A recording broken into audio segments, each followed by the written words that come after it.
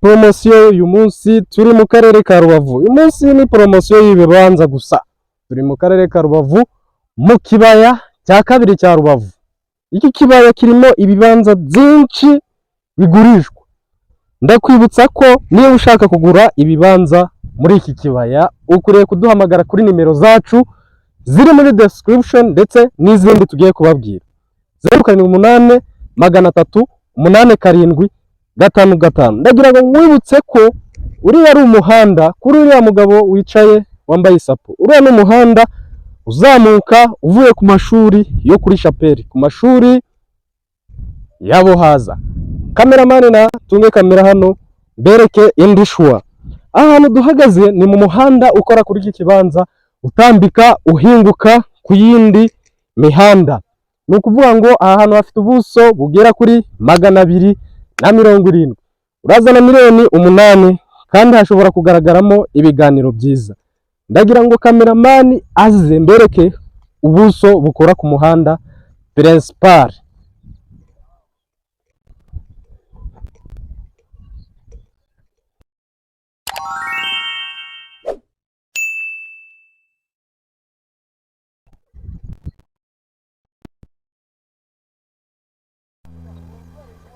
Uyu duhagazemo ni umuhanda munini uzamuka ugabanya ikibaya kabiri. Hano harimo umuhanda w'ivene ukora kuri icyo kibanza, kandi uyu muhanda munini ugabanya iki kibaya cya Rubavu ukora neza kuri iyi pariseri tuje kubereka. Ndakwibutsa gukora subscribe kuri channel yacu, imbuga zacu zose genda ukore follow. Ikindi suhuje cyane aba diaspora mwese muvuga ikinyarwanda, by'umwihariko b'abanyarwanda n'abanyamahanga turabakira.